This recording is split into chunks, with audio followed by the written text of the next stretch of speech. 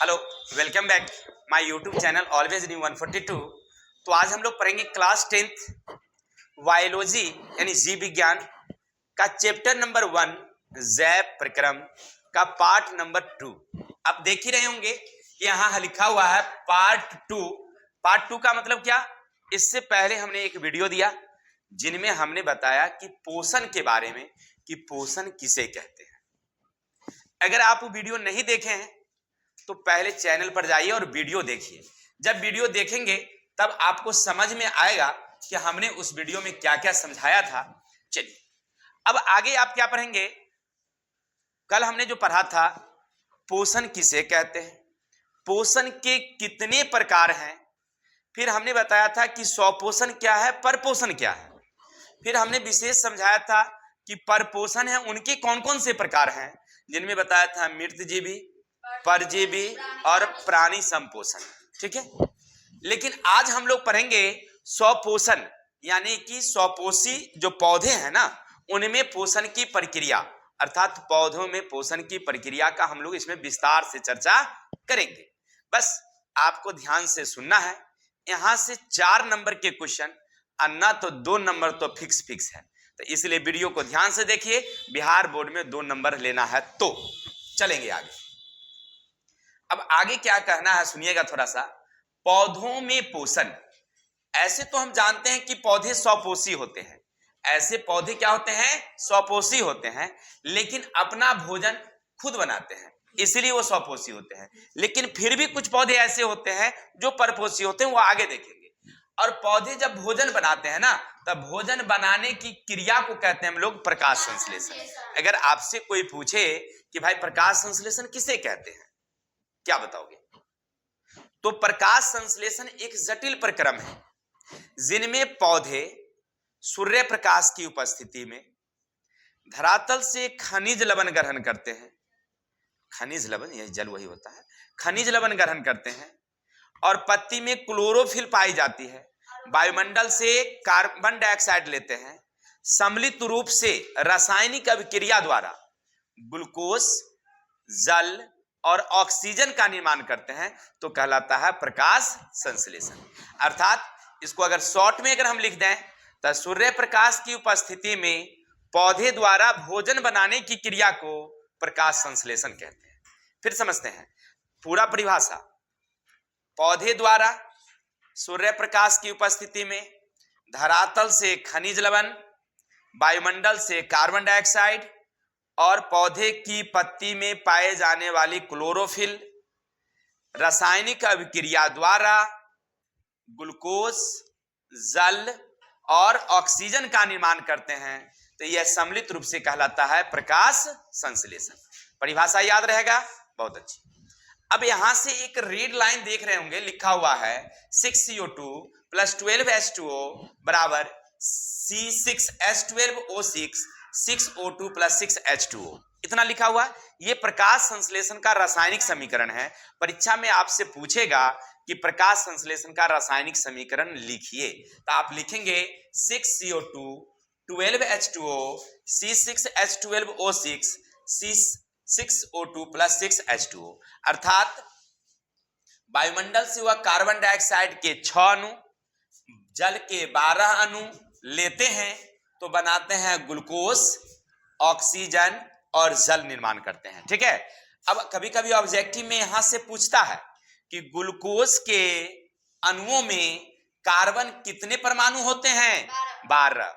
Oxygen कितने होंगे, 6। Carbon कितने होंगे, 6। ऐसे करके पूछ सकता है यहां से। तो एक ऑब्जेक्टिव यहां से और 2 नंबर का समीकरण यहां से क्लियर हो गया।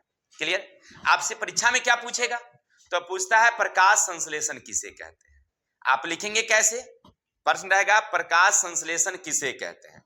आंसर क्या लिखेंगे, तो पौधे द्वारा सूर्य प्रकाश की उपस्थिति में वायुमंडल से कार्बन डाइऑक्साइड, धरातल से खनिज लवण पौधे की पत्ती के क्लोरोफिल में पहुंचती है, वहां रासायनिक अभिक्रिया द्वारा ग्लूकोज, जल और ऑक्सीजन का निर्माण होता है, यह सम्मिलित रूप से कहलाता है प्रकाश संश्लेषण। इतना लिखेंगे तो आपको 2 नंबर मिलेंगे। ठीक है, अगर आपसे ऐसा पूछ दे कि प्रकाश संश्लेषण के रासायनिक समीकरण लिखें तो आप वहां पर लिखिएगा 6CO2 प्लस 12H2O तीर, अब लिखेंगे वहां पर सूर्य प्रकाश बट्टा क्लोरोफिल, यहां पर लिखेंगे सूर्य प्रकाश बट्टा क्लोरोफिल, तब लिखेंगे ग्लूकोज जल यानी कि 6C6H12O6 6O2 6H2O, इतना जब लिखेंगे तो आपको 2 नंबर मिलेंगे। ठीक है, चलिए इतना तक क्लियर।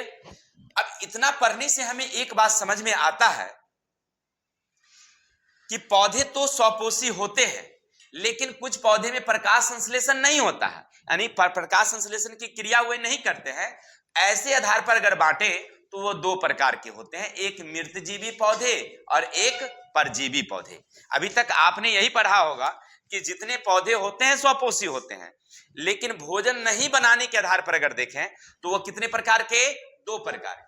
वे पौधे जो अपना भोजन सड़े गले चीजों से प्राप्त करते हैं तो उसे कहते हैं मृतजीवी। हमने कल पढ़ा था मृतजीवी जंतु की बात किया था, जो पौधे या मरे हुए जीव जंतु से चूस करके भोजन ग्रहण करते हैं। मृतजीवी पौधे भी उसी तरह से हैं कि कोई मरा हुआ जीव जंतु या पेड़ पौधे हैं और उसी से अपना भोजन ग्रहण कर रहे हैं तो उसको कहते हैं हम लोग मृतजीवी। जैसे उदाहरण के अर्थ पर लीजिए गोबर छत्ता, यानी कि अंग्रेजी में बोलते हैं मशरूम, अंग्रेजी शब्द है मशरूम, हिंदी में क्या है, गोबर छत्ता। वो क्या है, एक प्रकार का तो मृतजीवी पौधा। किसी को दिक्कत, ये भी अपना भोजन स्वयं नहीं बनाते हैं, दूसरे द्वारा बनाए गए भोजन को ग्रहण करते हैं। दूसरा है परजीवी पौधे, वह पौधे जो अपना भोजन दूसरे शरीर से प्राप्त करते हैं या दूसरे पौधे से प्राप्त करते हैं, और ऐसे में आता है अमरवेल, यानी कि जिसको हमने कल पढ़ा था, क्या पढ़े थे, अमरलत्ती कहते, नहीं कहते। चलिए इतना तो समझ गए, अब आगे पढ़ेंगे।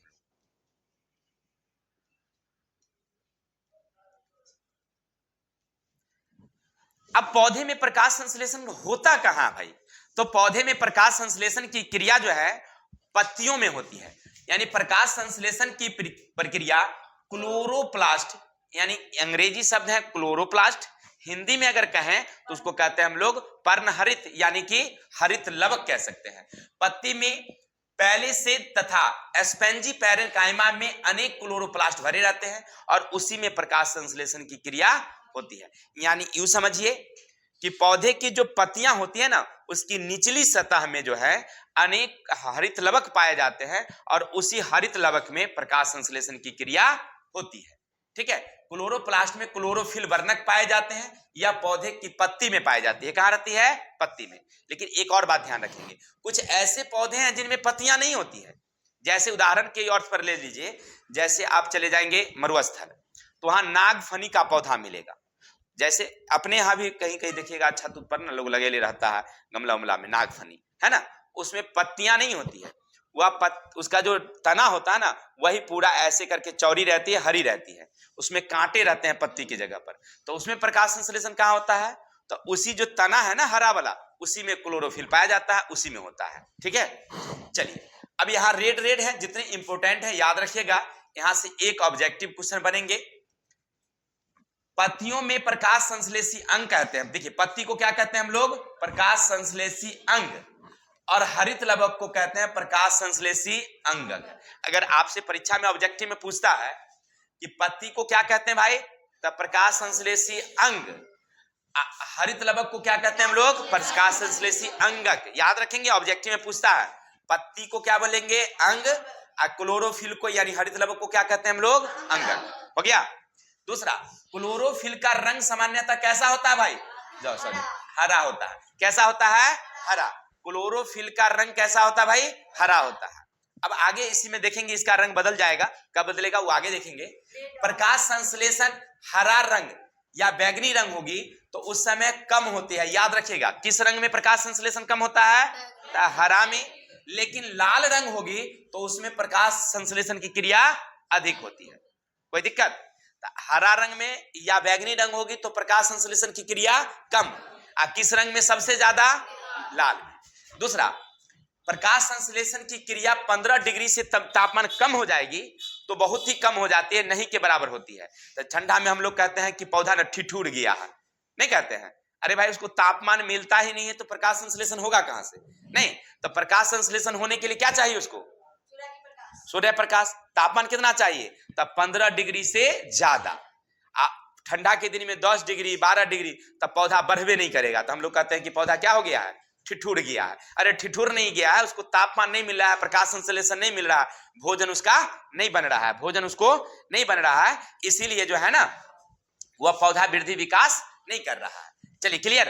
तो कितना डिग्री पर वह कम हो जाता है? 15 डिग्री से नीचे। अब 15 से ऊपर, 15 से ऊपर जब चलेंगे तो प्रकाश संश्लेषण की क्रिया होना शुरू हो जाता है। अब 35 डिग्री जब रहेगा तो खूब स्पीड में होता है, लेकिन कहां? अपने यहां। यही आप चले जाएंगे मरुस्थल में तो वहां 55 डिग्री पर भी होता है प्रकाश संश्लेषण, लेकिन अपने यहां मैदानी क्षेत्र में 55 डिग्री पर नहीं होता प्रकाश संश्लेषण। याद रखिएगा। अब आपके दिमाग में आता है 55 डिग्री हो जाएगा तो ज्यादा प्रकाश संश्लेषण होगा, नहीं, तो पौधा झुलसना शुरू हो जाता है, ठीक ना। वो कहां होती है? मरुस्थलीय क्षेत्र में 55 डिग्री पर। कहां? मैदानी क्षेत्र में कितना?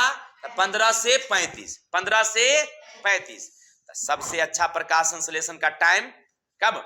तब 15 से 35 डिग्री तापमान वाला। सबसे कम कब? तब 15 से नीचे या 35 डिग्री से ऊपर। मरुस्थल में कितना? 55 डिग्री। कोई दिक्कत? किस रंग में सबसे ज्यादा प्रकाश संश्लेषण? लाल में।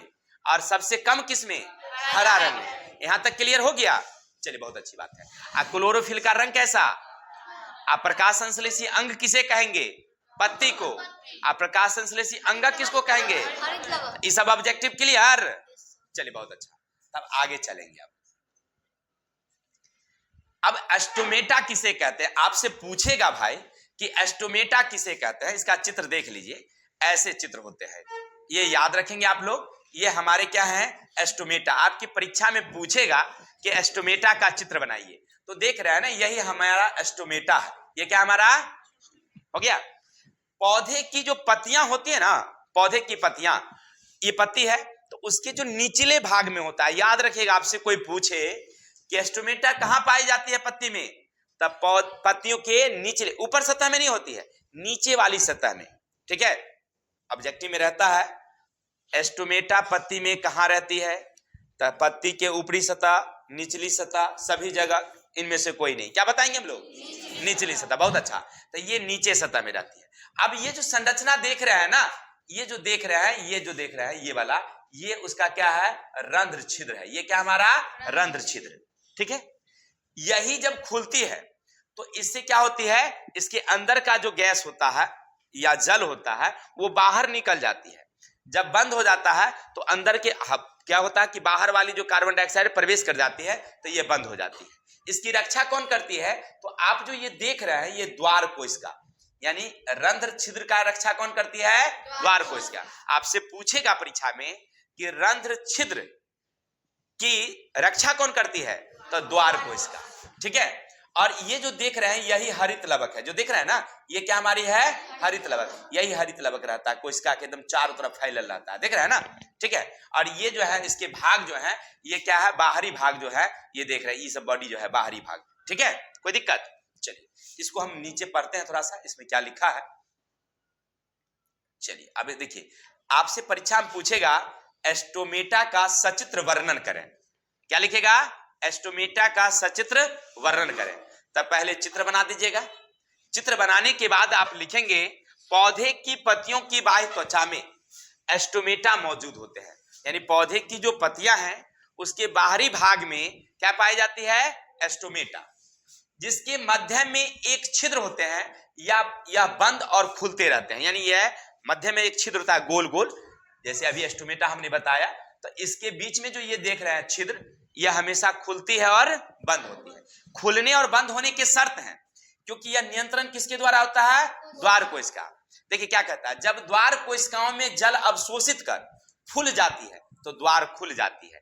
यानी कि उसके अंदर में न जल भर जाएगा तो वो मुंह क्या हो जाती है? खुल जाएगी। जल धीरे धीरे धीरे बाहर निकल जाएगी, पत्ती से जल धीरे धीरे बाहर निकल जाएगी।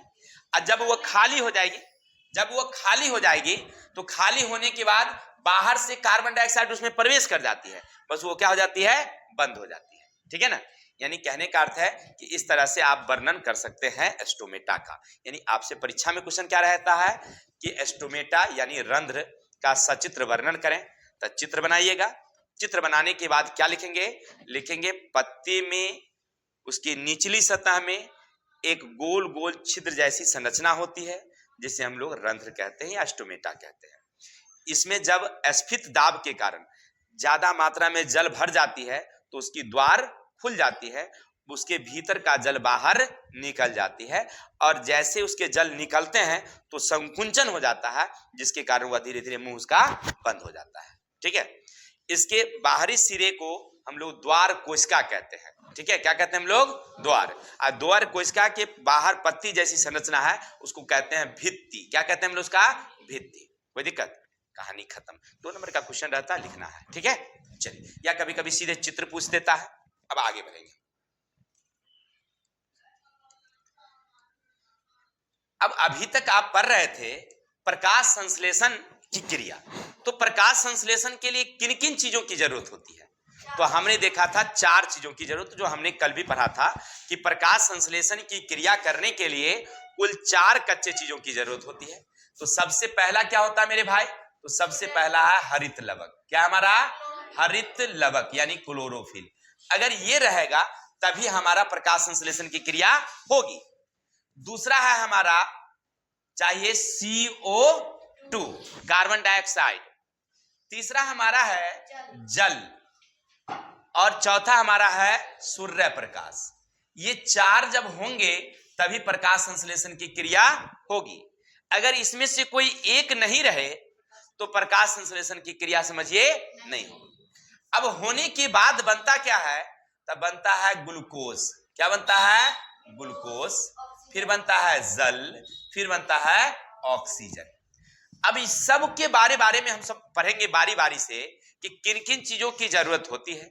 अगर नहीं हो तो क्या होगा? प्रकाश संश्लेषण होगा कि नहीं होगा, इसके लिए हम एक एक करके जांच करेंगे। एक एक करके हम क्या करेंगे? जांच करेंगे। चलिए, अब यहां से क्वेश्चन आपसे क्या रहेगा कि प्रकाश संश्लेषण के लिए क्लोरोफिल आवश्यक होती है, इसके लिए प्रयोग।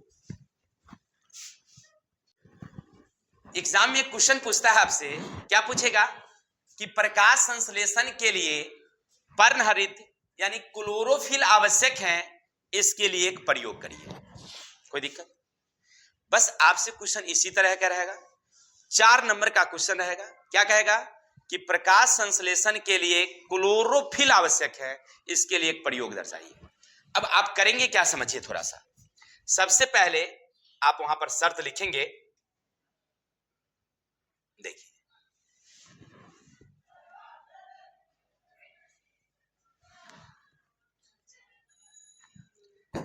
चलिए, ये चित्र देख रहे हैं, आपके पाठ्य पुस्तक से ही लिया गया है। सबसे पहले आप लिखिएगा, वहां परीक्षा में कैसे से बता देते हैं, लिखेगा आवश्यक उपकरण। आवश्यक उपकरण। अब इस प्रयोग को दर्शाने के लिए आपको क्या क्या चीज की जरूरत होगी? सबसे पहले है क्रोटॉन। क्रोटॉन का चित्तीदार पत्ती पहला चाहिए आपको ये। दूसरा चाहिए बीकर। क्या चाहिए आपको? बीकर। तीसरा चाहिए आपको जल। चौथा चाहिए परख नली, चाहिए एस्प्रीट यानी कि उसको अल्कोहल कह सकते हैं, अल्कोहल। फिर चाहिए उसे लैंप, लैंप यानी कि एस्प्रीट लैंप कह सकते हैं। आयोडीन की घोल। क्या चाहिए? घोल। फिर चाहिए आपको चिमटा इत्यादि कर सकते हैं। ये आवश्यक उपकरण है। हो गया? यानी आप परीक्षा में ऐसे ही लिखेंगे, ऐसे नहीं लिखिएगा, लाइन लाइन से लिखिएगा ऐसे करके। ठीक है, कॉमा लगा के। आवश्यक उपकरण हो गया। क्या क्या उपकरण है भाई? तो क्रोटॉन का चित्तीदार पत्ती, बीकर, जल, परखनली, एस्प्रीट या अल्कोहल, लैंप, एस्प्रीट लैंप, आयोडीन की घोल, चिमटा इत्यादि। इतना लिखने के बाद अब लिखेंगे आप प्रयोग विधि। क्लियर? यहां क्या लिखेंगे हम लोग? प्रयोग विधि। आगे बढ़ते हैं। लिखिएगा, एक क्रोटॉन का चित्तीदार पत्ती लेंगे और वो पत्ती ऐसे रहती है। हो गया क्लियर? ये पत्ती है। इसके 2 पार्ट होते हैं। एक पार्ट रहते हैं उजला, एक रहता है उजला, और एक भाग रहता है उसका ब्लैक। ठीक है, एक भाग क्या रहेगा आपका? ब्लैक। कोई दिक्कत? अब दोनों भाग को आप चिन्हित कर लीजिए कि कौन काला है और कौन उजला है, चिन्हित कर लीजिए पहले। अब क्या करेंगे, प्रयोग के अनुसार पहले हम लोग बीकर लेंगे और बीकर में पानी रखेंगे, अब पानी में पत्ती को डाल के हल्के उसे गर्म करेंगे। समझिए, ऐसे लिखना है आपको परीक्षा में। एक क्रोटॉन का चित्तीदार पत्ती लेंगे, उसके काले और उजले रंग को अलग अलग रंगों से चिन्हित कर देंगे ताकि ये पहचान हो सके कि ये काला भाग था और एक उजला भाग था। अब एक बीकर लेंगे, उसमें पानी भर देंगे और पत्ती को उसमें डाल देंगे, डाल करके उसे हल्के गर्म करेंगे। कोई दिक्कत? अब फिर सावधानी पूर्वक चिमटे से पत्ती को बाहर निकाल लेंगे, साफ पानी में उसको धो लेंगे। ठीक। अब फिर क्या करेंगे, बीकर में जल लेंगे और इस जल में एक परख नली लेंगे, इस परख नली में एस्पिरिट होगी यानी अल्कोहल। अल्कोहल में वह पहले वाली पत्ती को हम लोग क्या करेंगे, डाल देंगे, डाल करके अब उसे हम लोग गर्म करेंगे। जब गर्म करेंगे तो हम पाएंगे कि परख नली का जो एस्पिरिट था उसका रंग बदलने लगता है, वो धीरे धीरे हरा होने लगता है। तब तक हम गर्म करेंगे जब तक उसका रंग परिवर्तन रुक ना जाए, तब तक गर्म करेंगे जब तक वह रुक ना जाए। जब उसका रंग परिवर्तन रुक जाएगी तो गर्म करना बंद कर देंगे यानी कि लैंप को बंद कर देंगे और चिमटे की सहायता से वो पत्ती को बाहर निकाल लेंगे। अब फिर उसे साफ पानी से धो लेंगे। धो लिए, अब उसको क्या करेंगे, दोनों काले भाग को और उजले भाग को अलग अलग काट करके अलग कर देंगे। क्लियर? अब हम क्या करते हैं, निरीक्षण। अब यहां प्रयोग हो गया, अब निरीक्षण। अब दोनों भाग पर थोड़ा थोड़ा आयोडीन की घोल डालेंगे, यानी नमक का घोल कहिए उसको, आयोडीन की घोल डालेंगे तो हम पाएंगे कि जो भाग उजला है उस पर आयोडीन की घोल हमने डाला तो उसके कोई रंग परिवर्तन नहीं हुआ, लेकिन जो भाग काला था उस पर हमने आयोडीन की घोल डाला तो उसके रंग में परिवर्तन आई। जो वह भाग काला था वो या तो नीला हो जाएगा या गहरा काला हो जाएगा। इसका मतलब है कि उसमें स्टार्च बना है, अर्थात जो उजला भाग था उसमें क्लोरोफिल नहीं था इसलिए स्टार्च नहीं बना, भोजन नहीं बना। जो काला भाग था उसमें क्लोरोफिल था इसलिए स्टार्च बना। आयोडीन की घोल से रंग परिवर्तन, आयोडीन की घोल से रंग परिवर्तन ये दर्शाता है कि उसमें क्लोरोफिल था। ठीक है ना, जिसके कारण स्टार्च बना। उजले भाग में क्लोरोफिल नहीं था इसलिए स्टार्च नहीं बना, इसलिए रंग परिवर्तन। किसी को दिक्कत? चलिए, तो हमारे पहले प्रयोग सफल हुए। फिर एक बार और देख लेते हैं फटाफट जल्दी जल्दी में। पहले लिखेंगे हम, वहां परीक्षा रहेगा। क्वेश्चन क्या पूछेगा आपसे कि एक प्रयोग द्वारा दर्शाइए कि प्रकाश संश्लेषण की क्रिया के लिए क्लोरोफिल आवश्यक है। तो हम लोग लिखेंगे हॉल हॉल, तब लिखेंगे, अरे उत्तर वही बात होता है हॉल हॉल। अब लिखेंगे आवश्यक उपकरण, तब लिखेंगे क्रोटॉन का चित्तीदार पत्ती, बीकर, जल, परख नली, एस्पिरिट लैंप, चिमटा इत्यादि इत्यादि। हो गया। अब लिखेंगे प्रयोग विधि। पहले एक चित्तीदार पत्ती लेंगे, उसके काले और उजले भाग को चिन्हित कर लेंगे और उसे हम लोग साफ पानी में रख करके और उसको क्या करेंगे, हल्के उबालेंगे। जब उबालेंगे उसके बाद फिर उबालना बंद करके और उसे बाहर निकाल लेंगे। पत्ती को क्या करेंगे, बाहर निकाल लेंगे। अब उसे ले जाएंगे हम लोग एक जल से भरी बीकर जिसमें पहले से परख नली में एस्पिरिट रखी हुई थी, उसमें हम लोग क्या करेंगे, पत्ती को या अल्कोहल स्पिरिट एक ही करते हैं, उसमें डाल देंगे। डाल करके और चित्रानुसार हम लोग सजा लेंगे उपकरण को। जब गर्म करेंगे तो एस्पिरिट का रंग यानी अल्कोहल का रंग परिवर्तन होना शुरू हो जाएगी। हम तब तक गर्म करेंगे जब तक उसका रंग परिवर्तन होते रहेगी। अब हम उसे क्या कर लेंगे, जब परिवर्तन बंद हो जाएगी एस्पिरिट लैंप को बंद करेंगे, पत्ती को चिमटे से बाहर निकाल लेंगे और निकाल करके साफ पानी से धो लेंगे। काले और उजले भाग को काट कर अलग कर देंगे और दोनों पर हम लोग बारी बारी से आयोडीन की घोल डालेंगे तो हम पाएंगे कि काला भाग का रंग परिवर्तन हुआ और उजला का परिवर्तन। तो निष्कर्ष, अब लिखेंगे निष्कर्ष। हम ये देखते हैं कि जिसमें क्लोरोफिल था उसमें रंग परिवर्तन हुआ और जिसमें क्लोरोफिल नहीं था रंग परिवर्तन।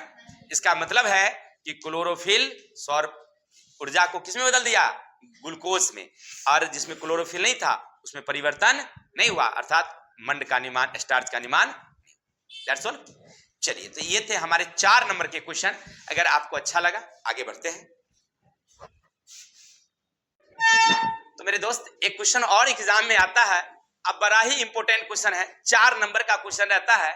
पूछेगा आपसे, प्रकाश संश्लेषण के लिए कार्बन डाइऑक्साइड आवश्यक है। प्रकाश संश्लेषण के लिए कार्बन डाइऑक्साइड आवश्यक है, यानी CO2 आवश्यक है। इसके लिए एक प्रयोग करिए। ऐसे चित्र कुछ और है, मैं आपको अपनी चित्र के हिसाब से समझाता हूं। क्या करेंगे, सबसे पहले देखिए, जब इस तरह का क्वेश्चन एग्जाम में रहेगा ना, घबराना उबराना मत। हम जो बोल रहे हैं, तुम मोबाइल को चला दो, कहीं पर रख दो और काम भी करो, केवल ध्यान हमारी तरफ दो, याद हो जाएगा। ठीक है। और कैसे परीक्षा में लिखेंगे, आराम से लिखेंगे। देखिए, सबसे पहले लिखेंगे आवश्यक उपकरण, आवश्यक। अब ये प्रयोग करने के लिए, प्रकाश संश्लेषण के लिए CO2 आवश्यक है, इसको दर्शाने के लिए एक प्रयोग करेंगे। तो क्या क्या चाहिए, तो गमले में लगी पौधा, गमला जा गौ मौन होगा, हाँ, गमला में लगे पौधा। दूसरा चाहिए पॉलीथीन, यानी पन्नी, पॉलीथीन 2 पन्नी चाहिए। KOH के टुकड़े, KOH के टुकड़े। आगे धागा, आगे आयोडीन की घोल। हो गया। ये सामान्य उपकरण है। क्या क्या चाहिए, तो गमला में लगी एक पौधा ले लीजिए, पॉलीथीन या एक प्लास्टिक का डब्बा भी ले सकते हैं, धागा ले सकते हैं, KOH के टुकड़े ले लेंगे। हो गया क्लियर। चलिए, अब क्या करेंगे, इसको देखिए। आवश्यक उपकरण हो गया, याद रखिएगा, सुन के याद रखिएगा, सबने हमने लिखा नहीं है, बस बता रहे हैं, उसको याद रखिए। क्या करेंगे उपकरण, तो गमले में लगी पौधा, 2 पॉलीथीन, धागे, KOH के टुकड़े, ठीक है, पोटेशियम हाइड्रोक्साइड उसको कहते हैं हम लोग, उसके टुकड़े, साथ साथ आयोडीन की घोल। अब क्या करेंगे, एक गमला का पौधा, जैसे आप देख रहे हैं यहां पौधा लगी हुई है, इसको पहले ना हम लोग कम से कम 30 घंटे से ज्यादा एक अंधेरे कमरे में रख देंगे। प्रयोग करने से पहले क्या करेंगे, इस गमले के पौधे को जिसमें हमको प्रयोग करना है, उसको कम से कम 30 घंटे अंधेरे कमरे में रख देंगे। तो रख देने से इस पत्ती में जो पहले से स्टार्च बनी हुई थी, वो क्या हो जाएगी, समाप्त हो जाएगी। क्लियर। तो पहला काम समझ गए कि क्या करेंगे, हम उसको कम से कम 30 घंटा यानी 48 घंटा तक उसको अंधेरे कमरे में रख देंगे। तो रहने के बाद उसका स्टार्च जो पहले से था, वो धीरे धीरे क्या हो गया, खत्म हो गया। क्लियर। अब क्या करेंगे, 2 पन्नी लेंगे और दोनों पन्नी को अलग अलग पत्ती उसमें रख देंगे, ऐसे करके, और रख करके, हो गया क्लियर। एक पत्ती को इधर रखेंगे, एक पत्ती को इधर रखेंगे, इस पत्ती का नाम डालेंगे A और इसका नाम डालेंगे हम लोग B। हो गया। और इसमें पहले हम जब रखते रहे थे तो कुछ में KOH के टुकड़े डाल दिए, एक में नहीं डालेंगे। क्लियर। अब धागे से इसको सावधानी पूर्वक बांध देंगे, धागे से क्या करेंगे, सावधानी पूर्वक बांध देंगे। हो गया। अब KOH को डालने से क्या हुआ, तो इसके अंदर में, पन्नी के अंदर में जो पहले से CO2 था, वो CO2 को KOH क्या कर गया, खा गया। KOH को रख के अब बांध ही गया, तो बांधने के बाद उसके अंदर का जितना CO2 था ना पहले, वो सबको क्या कर गया, खा गया। अब इसके अंदर में CO2 नहीं है, लेकिन इसके अंदर में अब CO2 बचा हुआ है। कोई डाउट, हो गया, सज गया। अब इसको ले जाएंगे हम लोग धूप में, गमला को रख देंगे 6-7 घंटे धूप में। अब स्टार्च बनना शुरू हो गया, इसमें बन गया।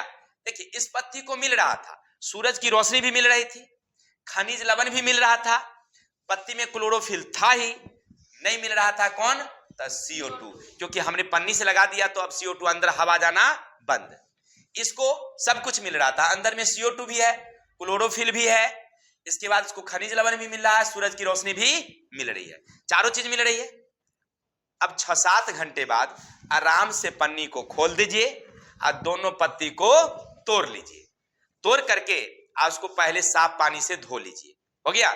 या ऐसे, या उबाल भी सकते हैं आप उसको पानी में हल्का, और उबालने के बाद दोनों पर थोड़ा थोड़ा आयोडीन की घोल डालिए।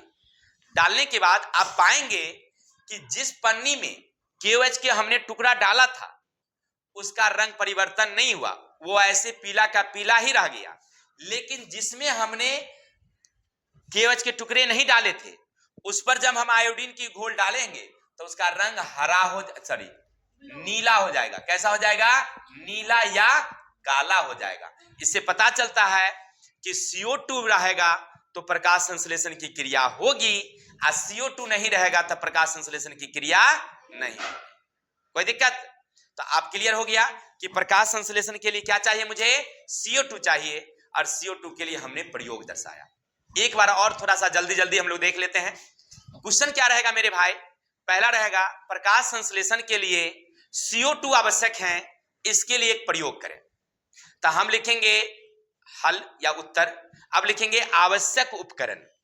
गमले में लगी पौधा, 2 पॉलीथीन सफेद रंग का, धागे, KOH के टुकड़े, आयोडीन की घोल इत्यादि। अब लिखेंगे प्रयोग विधि। जिस पौधे पर प्रयोग करना हो उस पौधे को पहले कम से कम 30 घंटा 48 घंटे तक अंधेरे कमरे में रख देंगे, जिससे उस पौधे में बनी जितना भी स्टार्च होगा वो समाप्त हो जाएगी। अब गमले को हम लाएंगे और गमले के दोनों पौधे पत्ती को अलग अलग पॉलीथीन में प्रवेश कर देंगे, पन्नी में घुसा करके। एक पन्नी में हम लोग KOH के टुकड़े रख के और दोनों के मुंह को धीरे धीरे हल्के धागे से बांध देंगे। अब कस के मत बांध दीजिएगा, कटिए जाए पत्ती है क्या, पत्ती तो मुलायम होती है ना, और धागा कस के लगाए तो कट जाएगा। तो हल्का बांधेंगे ताकि हवा का प्रवेश क्या हो जाए? बंद हो जाए। हो गया। अब क्या करेंगे? उस पत्ती को उठा करके पौधे को रखाएंगे धूप में। 6-7 घंटे बाद धूप में रहेगा। अब दोनों पत्ती को हमने क्या कर लिया? तोड़ लिया। अब KOH के टुकड़े डालने से क्या हुआ कि उस पन्नी के अंदर में जो कार्बन डाइऑक्साइड था वो क्या हो गया? खत्म हो गया। लेकिन दूसरे वाले में हमने KOH नहीं डाला था, इसका मतलब उसमें कार्बन डाइऑक्साइड ऑलरेडी है। अब हम लोग उसको पत्ती को तोड़ने के बाद उसको थोड़ा सा हम लोग उबाल लेते हैं। उबालने के बाद उस पर आयोडीन की घोल डालते हैं। डालने से हम परीक्षण करते हैं। हो गया। डालेंगे तो हम पाएंगे। अब लिखेंगे निष्कर्ष। क्या लिखेंगे? निष्कर्ष। पाएंगे कि जोन पत्ती में हमने KOH के टुकड़े डाले थे, आयोडीन की घोल डालने से उसके रंग में कोई परिवर्तन नहीं हुआ। लेकिन जिस पत्ती में हमने KOH का टुकड़ा नहीं डाला था उस पर आयोडीन की घोल डालते हैं तो उसके रंग में परिवर्तन होते हैं। उसका रंग ना हल्का नीला या काला हो जाता है। इसका मतलब है कि जब CO2 था तो प्रकाश संश्लेषण बना, CO2 नहीं था तो प्रकाश संश्लेषण की क्रिया नहीं हुई, स्टार्च नहीं बना। अर्थात प्रकाश संश्लेषण के लिए CO2 आवश्यक है। आशा है आपको समझ में आया होगा। ठीक है, चलेंगे आगे की तरफ। अब आपसे क्वेश्चन और रहता है कि प्रकाश संश्लेषण के लिए जल की आवश्यकता होती है। जल की आवश्यकता होती है, इसके लिए प्रयोग। तब प्रयोग विधि इसको सामान्यतः नहीं होता है, इसलिए हमने यहाँ पर कोई चित्र नहीं दिया है। बस आपको वहां पर केवल लिख के सिद्ध कर देना है। लिखेंगे अगर किसी पौधों में जल नहीं देंगे तो पौधे में जितने पोषक तत्व की जरूरत होती है तो उनमें अधिकांश तवा या तो वायु से लेती है या मिट्टी से लेती है। पौधों में कुल 18 प्रकार के पोषक तत्व की जरूरत होती है। 16 होते हैं तो 16 पोषक तत्व की जरूरत होती है। अब उनमें कुछ किससे लेती है? हवा से लेती है, कुछ जल से लेती है, अधिकांश किससे लेती है? वो मिट्टी से लेती है। लेकिन अगर मान लीजिए उसको हमने जल नहीं दिया तो जल से जो पोषक तत्व उनको मिलना चाहिए, क्या वो मिल पाएगा?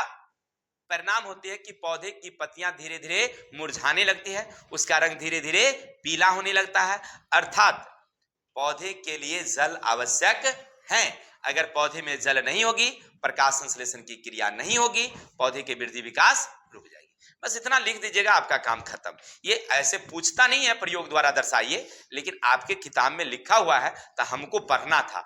वहां पर चित्र नहीं दिया है तो हमको समझाना था। ठीक है, आपसे क्या पूछेगा कि प्रकाश संश्लेषण की क्रिया में जल की आवश्यकता होती है, इसके लिए प्रयोग।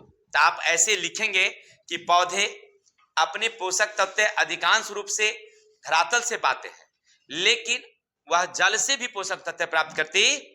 अगर पौधे में जल नहीं हो, पौधे में अगर जल नहीं मिलेगी तो उसका प्रकाश संश्लेषण की क्रिया नहीं होगी।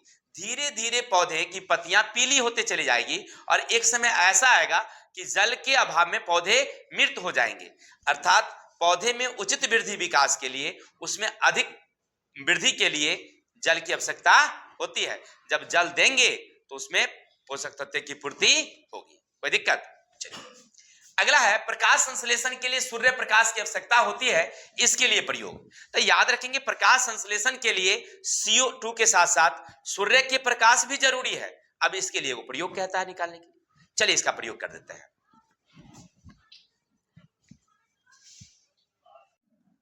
तो आपसे क्वेश्चन क्या पूछता है कि प्रकाश संश्लेषण के लिए सूर्य प्रकाश आवश्यक है, तो इसके लिए एक प्रयोग। परीक्षा में क्या पूछेगा? सूर्य प्रकाश जरूरी है किसके लिए? प्रकाश संश्लेषण के लिए। अर्थात प्रकाश संश्लेषण के लिए सूर्य प्रकाश आवश्यक है, इसके लिए एक प्रयोग। तो कैसे दर्शाएंगे? चलिए इसके लिए फिर से लिखेंगे आवश्यक, क्या लिखेंगे हम लोग? आवश्यक उपकरण। गमले में लगी एक पौधा लीजिए, क्या लिखेंगे हम लोग? गमले में लगी एक पौधा जो हरा भरा हो। दूसरा, एक काला कागज या कपड़ा, क्लिप, चिमटा कहिए या क्लिप, फिर आयोडीन की घोल इत्यादि। हो गया? क्या क्या लिया हमने? पहला लिया गमले में लगी एक पौधा, काला कागज, क्लिप और आयोडीन की घोल। हो गया? अब प्रयोग करेंगे। प्रयोग विधि, जिस पौधे पर हमें परीक्षण करना है उसको पहले 48 घंटे तक अंधेरे कमरे में छोड़ देंगे, ताकि उसमें जो बनी हुई पहले से मंड है या स्टार्च भोजन है वो उसका क्या हो जाए? समाप्त हो जाए। कोई दिक्कत? अब उसको क्या करेंगे हम लोग? बाहर निकालेंगे और उसके एक पत्ती को, जैसे ये हमारा पौधा है और ये हमारी एक पत्ती है, ये हमारा क्या है? एक पत्ती है। ठीक है? इस पत्ती का ना कुछ भाग को हम लोग काले कागज से क्या करेंगे? हम लोग ढक देंगे। ये क्या हो गया? पूरा काला हो गया। इतना तो काला कागज रख देंगे। चलिए बहुत अच्छी। और इसको एक क्लिप से लगा देंगे ताकि ये उड़ियावे ना, भागे नहीं। ठीक है ना? हल्के से क्लिप से उसको ढक देंगे। ढक दिए। अब उसको ले जाएंगे हम लोग धूप में, 6-7 घंटे धूप में उसको छोड़ देंगे। छोड़ दिया। अब आराम से क्या करेंगे? 6-7 घंटे बाद इस पत्ती को तोड़ लेंगे। तोड़ने के बाद जो भाग खुला हुआ था उसको काट के अलग कर देंगे, और काले कागज से जो उसको हमने ढक दिया था उसको हम लोग क्लिप हटा के काले कागज वाले को काट के अलग कर देंगे। यानी खुला वाला अलग और काले कागज वाले को अलग। अब दोनों को हम लोग फिर से उबाल लेंगे, या तो स्पिरिट में डालकर उबाल देंगे या पानी में रख करके उबाल लेंगे। उबाल लिए। अब ले आएंगे कहां? बाहर में निकाल करके, और दोनों पर थोड़ा थोड़ा आयोडीन की घोल डालेंगे। तो डालने से हम पाएंगे कि जिस पर हमने काला कागज नहीं दिया था, जिस पर हमने काला कागज नहीं दिया था, उस भाग पर जब आयोडीन की घोल डालते हैं तो उसका रंग परिवर्तन होता है।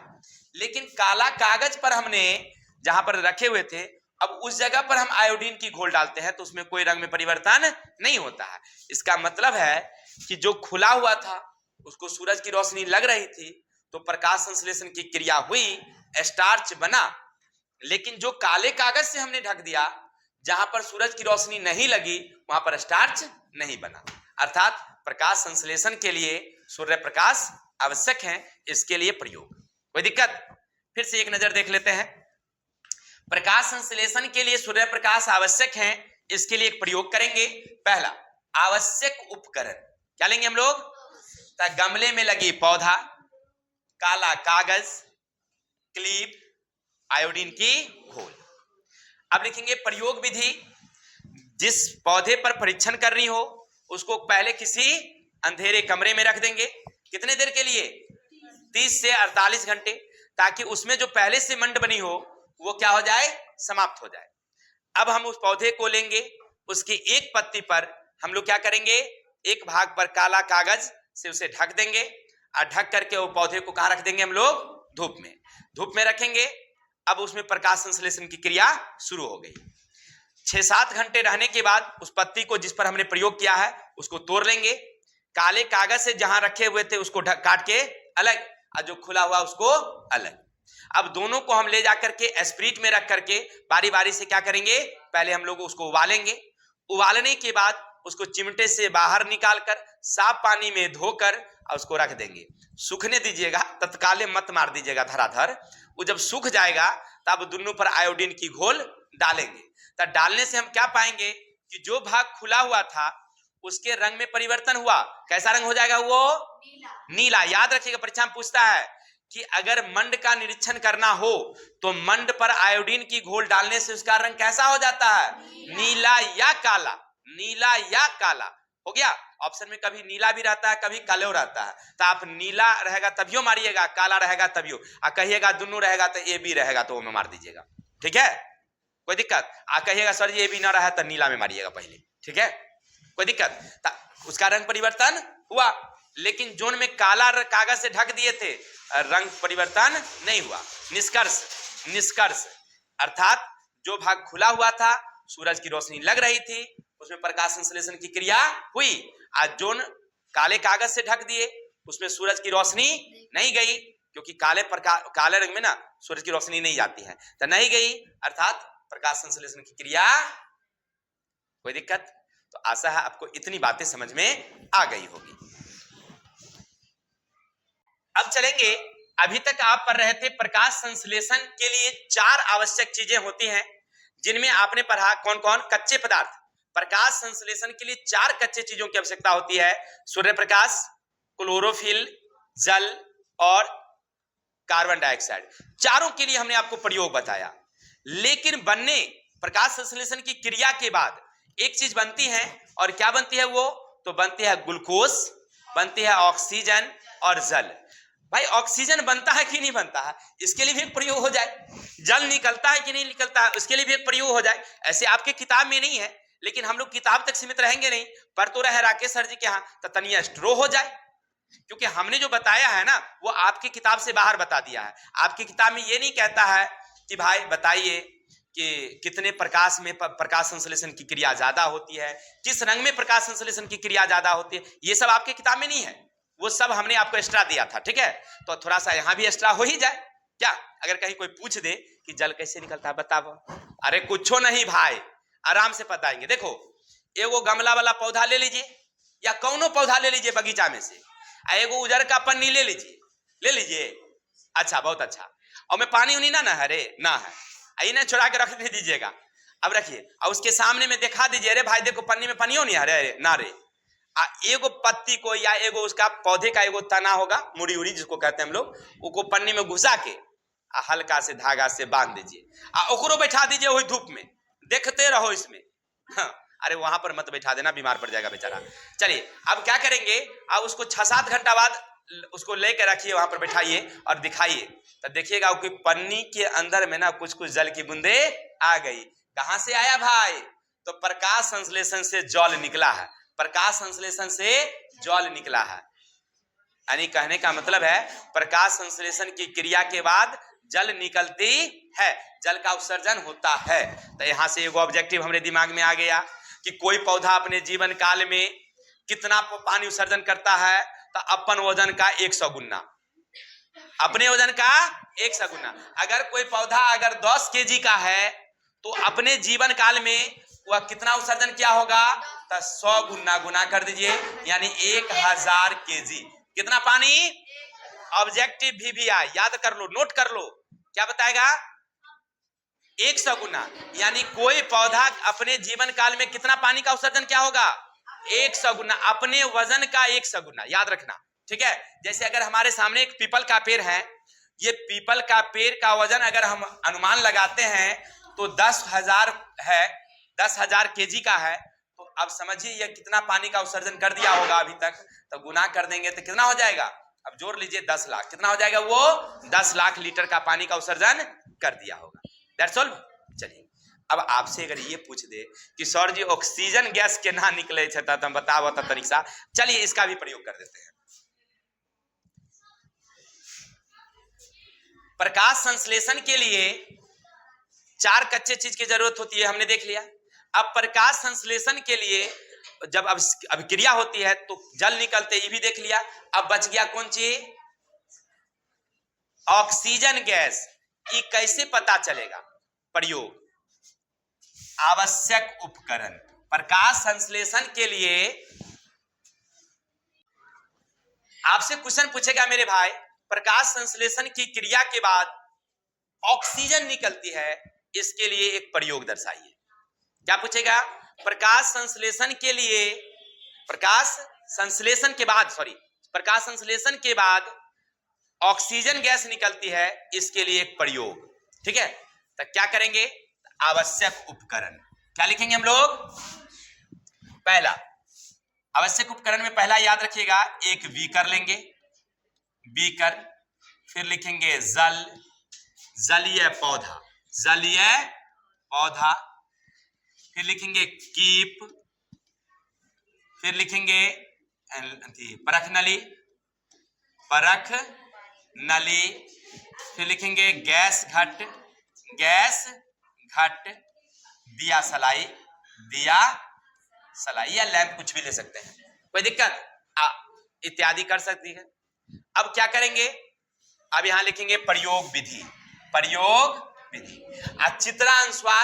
चित्रानुसार उपकरण को सजा लेंगे। अब भाई चित्र कैसे? तो देखिए, ओहो सॉरी, क्या करेंगे? एक बीकर लेंगे, ठीक है, और इसमें हम एक जलीय पौधा रख लेंगे, जलकुंभी हो, नागफनिया हो, कोनो जलीय पौधा जो भी होगा वो रख देंगे। हो गया? रख करके उसके उल्टे कीप रख देंगे। उल्टे कीप समझ रहे हैं ना, जिसको देहाती हिसाब में कहते हैं टीप, तो टीप नहीं कहते हैं, किताब में कहते हैं कीप। तो कीप रख देंगे और उल्टा रखेंगे, यानी कि उसका जो मुंह होगा ना नीचे और उसका टोटी जो होगा ऊपर। हो गया? अब इसमें जल भरेंगे। जल इसमें क्या करेंगे? हम लोग भरेंगे, लेकिन इसके ऊपर जल से भरी एक परख नली डाल देंगे। अब परख नली ऐसे डालिएगा अंगूठे से बंद करके कि उसका जल बाहर नहीं निकले। ये पहले से जल होगा तब, नहीं खाली में उल्टाइएगा तो निकल जाएगा पनिया। खाली में अगर बीकर खाली रहेगा, परख नली में जल भर के उल्टा के ना रखिएगा, अंगूठा हटाइएगा गिर जाएगा, नहीं, तो जल से भरल वाला में दीजिएगा ताकि गिरे नहीं। हो गया क्लियर? उपकरण सजा लेंगे चित्रानुसार। अब क्या करेंगे? इसको ले जाएंगे धूप में, और धूप में छोड़ देंगे 6-7 घंटा। देखेंगे कि इसमें जो जल था ना, यहाँ जल भरा हुआ था, क्योंकि जल से भरी हुई दी है, तो देखेंगे कि इसमें ना अब बुलबुला उठ रहा है, बुल एगो गोल ऊपर उठ रहा है, धीरे धीरे जा रहा है। ये पनिया नीचे उतर रहा है, पनिया अब नीचे उतर रहा है, खाली होते जा रहा है, इसका मतलब क्या है कि इसमें कोनो प्रकाश संश्लेषण हो रहा है। अब प्रकाश संश्लेषण के कारण कोनो गैस बन रहा है, वो गैस जल में ऊपर जा रहा है, तो जल नीचे, क्योंकि ऊपर तो रास्ता है नहीं, तो पता बंद है, तो पानिया को कह रहा है तू नीचे जाओ, हम ऊपर रहेंगे, है ना, क्योंकि पानी में गैस तो घुलेगी नहीं, ऊपर रहती है। हो गया क्लियर? अब आप गैस तो तैयार कर लिए, पेट वाला गैस नहीं, वहां वाला गैस है। चलिए अब क्या करेंगे हम लोग? गैस घट में इसको प्राप्त कर लेंगे। इसको कहां प्राप्त कर लेंगे हम लोग? गैस, उसको कहते हैं अधोमुखी विस्थापन द्वारा इसको एक टंकी में हम लोग प्राप्त कर लेंगे। प्राप्त कर लिए, अब उस गैस घट में क्या गया? ये सारा गैस चला गया। कौन गैस है? निष्कर्ष। कौन गैस है? निष्कर्ष। उसके जो गैस घट होगा ना, उसके जो बर्नर होगी, या जो उसको क्या कहते हैं हम लोग, रेगुलेटर के मुंह पर जलती हुई मोमबत्ती या दिया सलाई ले जाइए, तो पहले से जो दिया सलाई जल रही होती है उससे वो तेज जलेगी। क्या जलेगी? तेज। इसका मतलब है कि ऑक्सीजन गैस है। ठीक है? कोई भी रोशनी ऑक्सीजन गैस में तेज जलती है। यहां पर तेज जलना क्या साबित करता है? कि ऑक्सीजन गैस है। अर्थात प्रकाश संश्लेषण के लिए जो कच्चे पदार्थ हैं उसके अलावे हमने बताया कि ऑक्सीजन गैस निकलती है। कोई दिक्कत? प्रयोग सिद्ध समझ गए?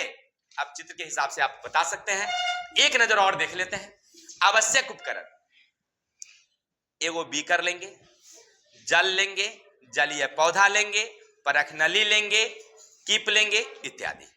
प्रयोग विधि, चित्रानुसार उपकरण को सजा लेंगे। एक पहले बीकर लेंगे, बीकर में जलीय पौधा रखेंगे, उसके ऊपर उल्टे कीप रखेंगे, उसको जल से भर देंगे और जल से भरी एक परख नली उल्टे रूप में रख देंगे चित्र के अनुसार। हो गया? अब प्रयोग जिसे धूप में हम लोग 6-7 घंटा छोड़ देंगे तो हम पाएंगे कि इस कीप से कुछ जल की बूंदे बाहर गैस की बूंदे बाहर निकल रही है और धीरे धीरे परख नली में ऊपर की ओर बढ़ रही है, और परख नली में जो जल था वो धीरे धीरे नीचे आ रही है। 6-7 घंटे बाद अधोमुखी विस्थापन द्वारा हम उस परख नली की गैस को एक गैस घट में प्राप्त कर लेते हैं।